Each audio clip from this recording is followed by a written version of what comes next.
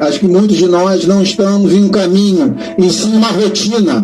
Confundimos conforto com paz, crença com fé, riqueza com bênção, e resistência com vida. E por mais que essas coisas pareçam uma com as outras, elas não têm nada a ver uma com as outras. Não tem nada a ver. Você está por um caminho ou você está numa rotina. Às vezes você está caminhando e acredita que está indo para algum lugar, mas se você não estiver caminhando nos lugares que Deus te chamou para caminhar, você está se cansando para chegar em lugar nenhum. Não tem nada a ver riqueza com bênçãos, porque riqueza podem ser conquistadas, bênçãos só podem ser derramadas. Não tem como você comprar uma bênção, a não ser que o próprio Deus te dê. Não dá para confundir crença com fé. Crença pode ser construída pelas experiências que nós temos.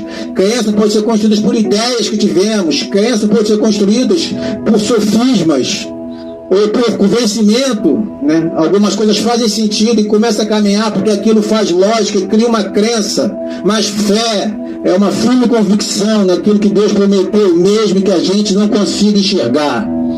Fé é a prova que não se podem ver. Não, fé é você estar tão convicto que aquilo que Deus prometeu é real, que não tem espaço para dúvida. E aí eu creio que esse tipo de vida que Deus está te chamando, principalmente no meio do período, eu quero que você esteja tão cheio de fé que não haja mais espaço para dúvida. Eu falei outro dia sobre a importância de preparar ambiente em outra mensagem, a importância de preparar o ambiente para as promessas. E eu quero falar um pouco sobre abrir espaço para o novo de Deus. Como assim? Abrir espaço? Às vezes a gente está com tantos medos, com tantas dúvidas, com tanta resistência, e que está impedindo o novo de Deus romper e surpreender, ainda que a gente já experimentou, irmão. Tem muita gente que não consegue se lançar, porque prefere a certeza do pouco que já viveu, do que o desconhecido, mesmo que fosse super abundante. Eu conheço pessoas que começaram a fluir, depois que chegaram em determinado momento, falaram: Deus, eu não quero ousar mais, eu não quero me lançar mais, eu não quero correr risco mais, eu prefiro guardar o pouco que eu tenho, eu prefiro manter aquilo que eu conquistei até aqui, porque olha só, eu tenho medo de lançar para mais pessoas, de abrir, de jogar redes, de fazer mais coisas, e o ambiente que eu criei, que é aquele ambiente confortável para mim, mude. Não há lugar mais seguro para qualquer um de nós estarmos do que seja correndo risco com Deus. Mas, pastor, o cenário é adverso, sempre foram, irmão. Os gigantes são grandes, sempre foram. Os medos são muitos, sempre estiveram lá. O que vai mudar não é o que está ao teu redor, uma coisa que vai liberar o teu destino, aquilo que está dentro de você. Se Deus foi o centro da construção da sua história, não importa mais o que disseram. Alabaçuba. Sabe, o primeiro ponto. Peraí.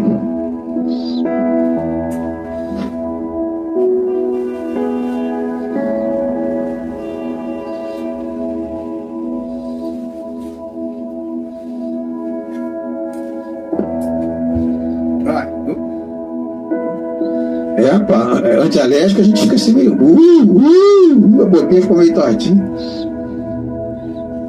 Eu preciso olhar para frente. Para abrir espaço, você precisa olhar para frente. Por mais que isso pareça óbvio, é uma das maiores crises que a geração sente. É uma das maiores dificuldades que a geração enfrenta, saber lidar com as estações. Eu estou te lembrando uma coisa: a esperança mora no futuro. Você sabe que a esperança não mora no passado. O passado não existe mais. E muita gente deprimida, lembrando que já viveu, nostálgica, tentando reviver o que já viveu. Desculpa te dar uma notícia: é loucura tentar viver no passado. Porque você está esperando que Deus se mova numa estação que não existe mais. O passado não existe mais. Memórias que você carrega são apenas fotografias do tempo que aconteceu, mas ele não existe mais. Estou falando, ei, o passado ficou para trás, mas a esperança mora no futuro. Então levanta a tua cabeça e olha para o alto, para os montes, de onde vem o teu socorro. O teu socorro vem do Senhor, que fez os céus e a terra. Primeiro ponto, para abrir espaço para o novo de Deus, eu preciso olhar para frente. Segundo ponto, para abrir o novo de Deus, promessas geradas em Deus só frutificam em Deus. É engraçado porque são coisas óbvias, né? Mas tem gente sendo saqueada nos óbvios. Saqueados. Você não sabe. Promessas geradas em Deus só frutificam em Deus.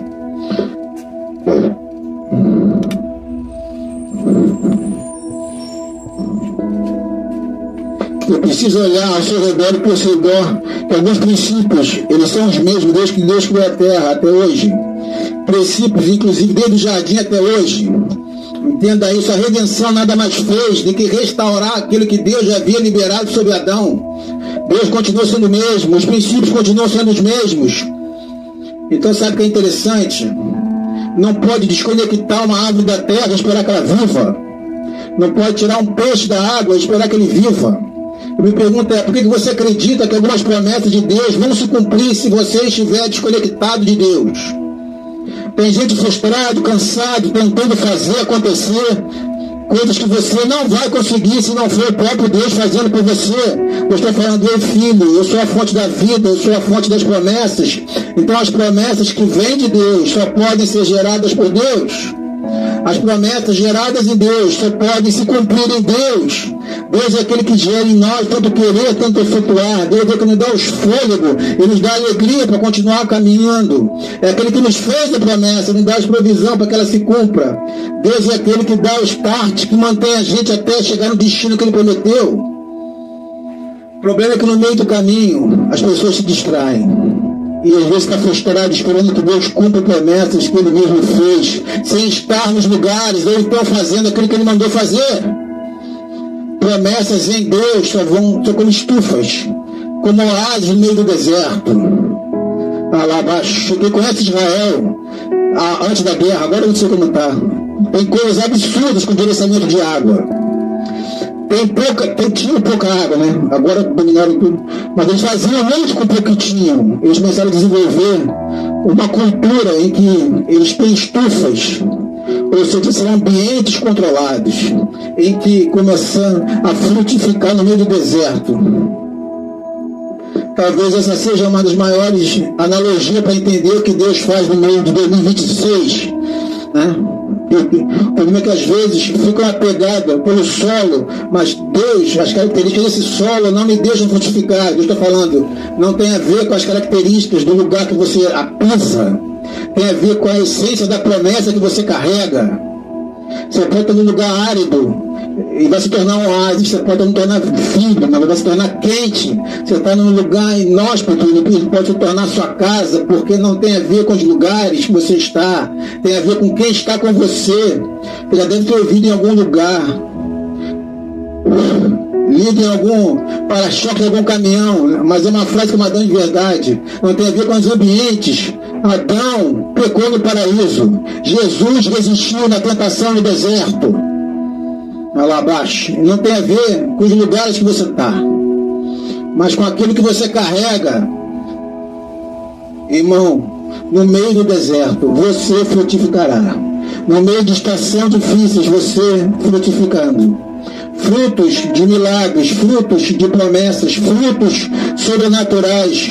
E alguns deles você vai até procurar justificativa. Você não vai saber explicar o porquê que está acontecendo, mas você vai saber quem é que está fazendo. 60 dias, talvez um pouco mais, né? Estão sendo dias frutíferos no projeto da Lei de Deus. Desde aquela campanha de oração das 3 da manhã. Promessas se cumprindo, milagres acontecendo, né? Pastor, e aí, está dizendo que está sendo fácil? Não, não está sendo. Eu nunca tive dias tão difíceis e tão chatos. Chatos. Sabe que é complicado, irritante. Mas hoje, mais infelizmente, né? Cada ligação é uma decisão, cada mensagem que chega é uma resposta que tem que dar. Você tem que dar resposta a tudo e a todos. A igreja não pode parar, as famílias têm que ser assistidas, precisa chegar em cada vez mais lugares, a palavra sempre revelada, sempre fresco de Deus. Aí quando você caminha com um monte de gente que já parou há muito tempo antes de começar, e você tem que continuar indo. E que se expor no avião, quem está parado, fica parado, né? A tua alegria sempre tem que estar o mais alto possível, porque existe alguém precisando daquilo que você carrega. Pessoas da minha família precisam de atenção, né? Todas as pessoas envolvidas para que o lúdico dentro de casa não fique louco, mas não importa. No meio de tudo isso, eu carrego feridas de guerra. Eu estou cansado, não é cansativo, não deixa de ser cansativo, mas eu estou vendo Deus abrindo coisas lindas. Eu e a minha casa estamos sendo abastecidos por milagres, revestidos por milagres. Eu estou vivendo promessas, algumas delas vão se cumprir, sendo liberadas exatamente nesse tempo. Eu quero liberar sobre você. Algumas promessas vão se cumprir no meio do deserto, algumas serão geradas no meio do deserto. Mas certamente, se você fizer do Senhor a sua confiança, o deserto não é mais o que vai determinar até onde você vai. Os ambientes não determinam mais até onde você vai. Deus já determinou os seus limites. Deus já liberou sobre você promessas. Deus te sustenta através da sua palavra. O poder do nome de Yeshua HaMashiach é suficiente para te manter de pé. A esperança que em mim habita é suficiente para que eu não pare. Existem dias que são maus, mas eu carrego a esperança da glória de Deus dentro de mim. E apesar do dia mau, eu não vou ficar no meio do caminho. Eu não vou desistir, eu não vou parar, eu não vou me comparar, eu não vou aceitar críticas, eu não vou ficar olhando para o que não aconteceu, eu não vou ficar olhando para quem não está fazendo, pelo tempo, o que eu vou viver. Os dias maus e ainda assim carregarão milagres na minha vida. Dias bons assim carregarão milagres na minha vida. Porque o que não determina mais a minha colheita é Deus que libera. Não é o irmão do lado, não é o irmão da frente. É Deus que libera. Quando você cria dentro de você esse ambiente de fé, de milagre, você está estabelecendo uma fonte de vida. Você está dizendo, pastor, qual que é o melhor ambiente para que milagres aconteçam? É você estar conectado ao seu propósito, a teu propósito. O propósito é um milagre, onde tudo que Deus estabeleceu. Peraí. Pode não.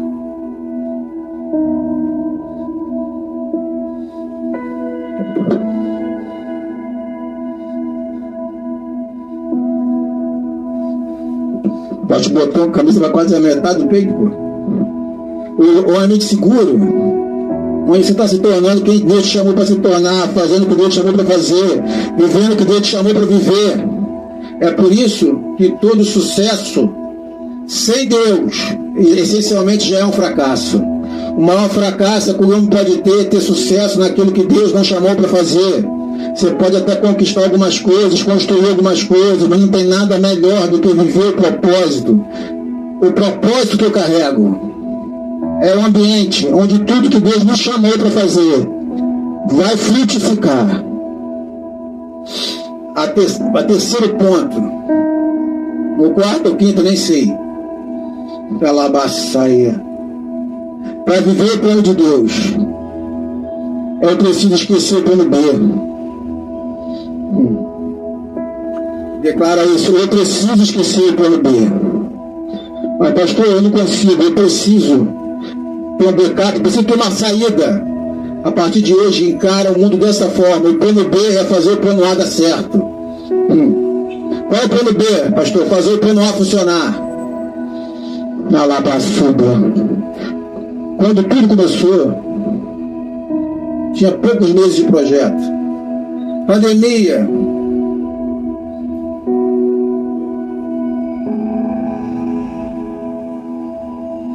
E uma das pessoas falou assim, será que não é melhor a gente renegociar, né?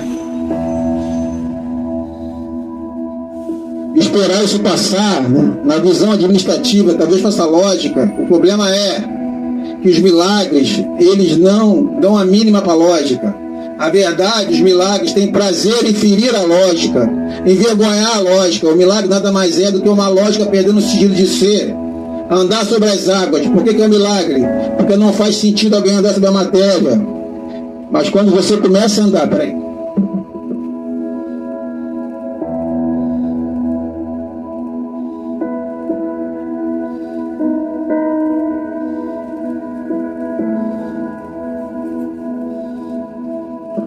Mas quando você começa a andar, se eu estivesse dizendo para a gravidade, ei, você não determina o que Deus pode fazer. A fé não limita a Deus e Deus não limita a fé. Então o problema de ter uma visão administrativa, quando Deus te chama ao sobrenatural, é que a conta não vai fechar. Então, segundo uma perspectiva administrativa, o conselho faz sentido. Chega para o landlord, né? Acho landlord, né? Chamam os caras mais negociadores do mundo. Eu tenho umas ideias boas, é o maior agenciador de negócio do mundo. E quando tudo der certo, isso é que alguém faria, pela mal faria. Mas Deus não te chamou para viver segundo aquilo que o normal. Deus te chamou para fazer sobrenatural. Ah, fulano de tal não vai aceitar, fulano de tal não. Sabe o que é sobrenatural? É que o natural se tornou o sol pelo que você caminha. Não é mais o teto, se tornou a base. Então aquilo que antes limitava o natural se tornou a base por onde você caminha, sobrenatural. Faz sentido o conselho? Beleza, para os homens. Não faz para o Deus que prometeu.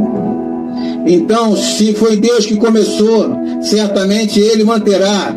Se foi Deus que prometeu, certamente Ele cumprirá. Se foi Deus que te chamou para fazer, certamente Ele fará com você. Olha só. E se você não puder fazer, Ele fará por você. E se você não souber, Ele fará através de você. É um Deus que sabe o que eu não sei, faz o que eu não posso fazer. É um Deus que me surpreende, que não é um Deus que não é surpreendido, que não é limitado, pode todas as coisas, sabe todas as coisas, está em todos os lugares. Ele é tudo em todos. Quando eu entendo o fluxo dessa onipresença, onisciência, desse poder sobrenatural de Deus, eu vou acreditar no Deus que pode todas as coisas, mas vou viver como alguém que não acredita. Isso é quase como se fosse um ateísmo prático. Ateísmo prático é você acreditar que Deus existe, mas viver como se não existisse. Tem muita gente que no meio das suas crises se descobre tão descrente quanto um ateu. Porque você sempre disse que Deus poderia fazer, mas agora você pode, pergunta de fato se Ele fará. Ateísmo prático, a gente acreditar que Deus existe, mas viver como se não existisse. A grande verdade, vamos ser realistas, só entre nós dois aqui, eu e você está aí na tela, fala para todo mundo que acredita em milagres, mas às vezes está fazendo de tudo para não depender de mim. Então eu vou te lembrar, guarda essa chave, irmão. Se você quer viver o que Deus prometeu, você precisa esquecer o plano B. O plano B é fazer o plano A dar certo. Deus promete um filho para um casal velho. A mulher estéril não pode gerar. Mas não foi Deus que prometeu? Então não tem uma dúvida se vai acontecer. A gente já fica curioso, talvez, como vai acontecer, né? E às vezes é essa nossa racionalidade, né, que rouba de nós o milagre, a nossa racionalidade é querer que Deus explique tudo. Esse milagre não tem explicação. Então para de tentar entender como vai ser. Descansa na promessa que Ele te fez. Esquece o como, confia em quem. Quem prometeu é fiel para romper. Pastor, como vai ser? Não tenho a menor ideia. Só sei que está acontecendo algo diferente, algo novo, direções novas. Ele vai ser melhor do que já esteve. Não se compara com o que vai acontecer. Deus precisa continuar, a palavra fala a respeito disso. A palavra precisa ser uma verdade na nossa vida. Aqueles que semeiam com lágrimas, certamente colherão com júbilo. Certamente se alegrarão quando trouxerem os teus feixes. O que a palavra está dizendo não importa o teu estado durante a semeadura, existe uma garantia durante a colheita. Você está cansado, continua caminhando, semeando. Você está cansado, continua fazendo a sua parte. Se sentir frustrado, faz a sua parte. Deixa Deus te renovar você, mas não fique paralisado. A esperança da glória já chegou primeiro. O medo está tentando te seduzir. O verdadeiro amor lança fora todo medo. Não tem dias fáceis. Tem alguns dias que parece que estão lutando um pouco menos do que em outros, mas todos os dias são dias de luta. É uma verdade. Todos os dias são dias de luta. E por que às vezes estamos cansados, mesmo crendo que Deus pode fazer? Porque são vários os motivos. Um deles é porque tentamos fazer por Ele. Outro motivo que às vezes ficamos cansados é que a gente quer tratar de forma natural aquilo que é espiritual. Efésios 6:10. Se você revestir das armaduras de Deus, você precisa fazer tudo para que, depois de ter feito tudo, permaneça firme. A palavra está dizendo, olha, depois que você fizer tudo que você pode fazer, permaneça firme. Olha só, não queira ver assistir fazer, Deus, não queira ficar assistir Deus fazer, enquanto você não fez tudo que você possa fazer. A palavra é cara, fazer tudo. Fique firme. Fez tudo, ficou firme, viu o que você fez, está fazendo tudo que Ele mandou, está cumprindo tudo que Ele falou, agora começa a assistir Deus fazer. E a gente que não está nem assistindo Deus fazer, porque antes de chegar nesse ponto já desiste. Ou faz isso como quer. É muita gente animada, é uma teologia que anima, que Deus vai poupar das lutas, que vai poupar do trabalho, que vai poupar da responsabilidade. Como um pai também não pode poupar o filho do desafio, das responsabilidades. As lutas não abatem, as responsabilidades não abatem, ensinam você, fortalecem você. Qual é a glória de um general que nunca venceu uma batalha? As patentes dos generais carregam, dizem a respeito das batalhas que ele já venceu. Quanto mais batalhas vencidas, mais autoridade ele tem. Maravilhoso. Davi mata o gigante. Uma das primeiras perguntas que o rei faz, se não a primeira: quem é o pai desse menino? Eu imagino que é na mentalidade dele, por causa da cultura. Então, estudar a cultura, a gente entende a genealogia, o lugar de onde você vem, fala muito a respeito de você. Então a gente vê isso até nos discípulos. Fulano, irmão de Beltrano, né? Quando o rei está dizendo quem ele é filho, é porque o rei entende que se aquele jovem mata gigante, imagina o seu pai, né? Não se distrai não. Se aquele jovem que nem conseguia suportar o peso da armadura do rei enfrentou um gigante, de quem ele é filho? Eu preciso que você entenda isso, irmão. As suas batalhas, depois que forem vencidas, vão fazer muito mais do que deixar em você cicatrizes. Elas estão aumentando a tua patente. Então eu imagino Davi entrando nas próximas batalhas. O povo começa a dizer, olha, Saul matou milhares, Davi matou dezenas de milhares, porque a fama vai se espalhando a partir das vitórias que ele conquistou. Você nunca vai receber o despojo da guerra, que você não esteve nela. Mas pastor, Deus vai para a minha batalha? Vai, mas não significa que você vai se ausentar do campo de batalha. Você tem que estar lá, é Ele que luta por você. Mas você que está lá, por quê? Porque os seus olhos verão os seus inimigos serem derrotados pelo Deus, Senhor dos Exércitos. Alabaxuda, calabaçubra. Eu quero ver os meus inimigos serem derrotados. Você está pensando em nome de pessoa. Ei, Deus te chamando para ver além do que seus olhos naturais não conseguem ver. Atrás de toda resistência humana existe uma militância espiritual. Efésios 6. Você tem que ser revestido das armaduras de Deus. Permanecer firme. Mesmo depois de ter feito tudo, permaneça. Ele, no determinado momento, ele diz, por quê? Porque as suas batalhas, elas não são contra a carne, nem contra sangue, contra principados e potestades. Nas regiões celestiais, irmão, existe uma batalha sendo travada quando eu prego aqui agora, para que eu não fale, para que você não ouça. Sabe qual é? A nossa maior firme garantia é que se eu estou pregando e você está ouvindo, significa que todas as batalhas que tentaram nos impedir de acessar aquilo que Deus tem para nós já foram vencidas hoje. Você pode estar em qualquer lugar do mundo, você está me ouvindo, entenda, você já venceu mais uma batalha. Talvez você esteja pensando em desistir, né? Você está chorando, que Deus está renovando as tuas forças. Isso sabe o que significa? Que o Evangelho, as boas novas, as boas notícias continuam fazendo frutos, continuam gerando milagres, talvez você está quebrantado, está dizendo, ei, eu estava pensando em desistir, eu coloquei agora nesse Facebook apareceu esse louco, e eu estou começando a acreditar de novo. Significa que mais uma batalha foi vencida. E olha para mim, novas batalhas surgirão.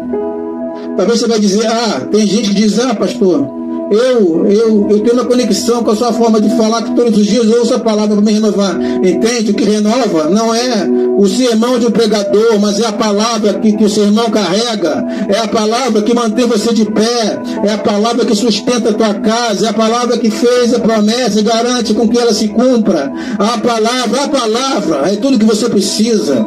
A palavra que nos mantém de fé, mesmo que gigantes se levantem contra nós. A palavra que mantém nosso coração seguro, mesmo que o mar esteja agitado, que os ventos sejam fortes. Tudo que você precisa é de uma palavra. Você nunca mais vai ser o mesmo. Até então estava pensando em planos B. Se não der certo, eu vou para ali, eu vou para lá. Ei. Qual foi a promessa que Deus te deu? Qual foi a palavra que Deus te deu? Então se agarra nela até que ela se cumpra. Pode passar o tempo que for, pode custar o que for, mas até que essa se cumpra, não desista dela. E depois que ela se cumprir, novas palavras virão, novas promessas virão, novas estações virão. Eu não desisto daquilo que Deus me prometeu, até que se cumpra. Eu falo por mim, tem sido tudo. Alabaxu dele, balabassuba, galabalabassaia. Alabaxu de rabassaia. Tudo que Deus prometeu, eu tenho visto Ele fazer infinitamente mais. Sabe por quê? Porque a minha imaginação é limitada. Quando você acha que já viu Deus fazer tudo que Ele poderia fazer, Ele te mostra que está começando. Ela levanta suas mãos no nome de Jesus, eu vou liberar sobre você. Só está começando aquilo que Deus começou a fazer na sua casa, na sua vida, no seu ministério.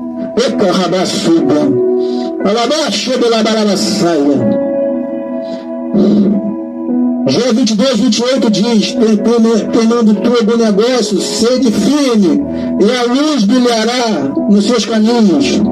Determinando tudo, sedes firmes, e a luz brilhará sobre os teus caminhos. Eu não sei se você já viveu isso. Na boa, só milagre. Eu estou vivendo um momento que é só um milagre. Eu te dou uma boa notícia: se tudo que você precisa é um milagre, você precisa da coisa mais segura debaixo dos céus, sobre a terra. Se tudo que você precisa é um milagre, é um milagre. Eu vim te apresentar o Deus de milagres. Aqueles que estão cansados, Ele está mandando: filho, muito prazer, eu sou o teu renovo. Para aqueles que estão desanimados, Ele está falando: muito prazer, eu sou o bálsamo sobre o seu coração. Eu sou aquele que te coloca de pé, que te faz permanecer, apesar das suas lutas. Se você está doente, está dizendo: filho, muito prazer, eu sou a cura. E você está pensando em desistir, está falando: muito prazer, eu sou o Deus de novos começos. A verdade é, não importa o que você está vivendo, eu sempre tenho algo novo. Onde você estiver, feche seus olhos.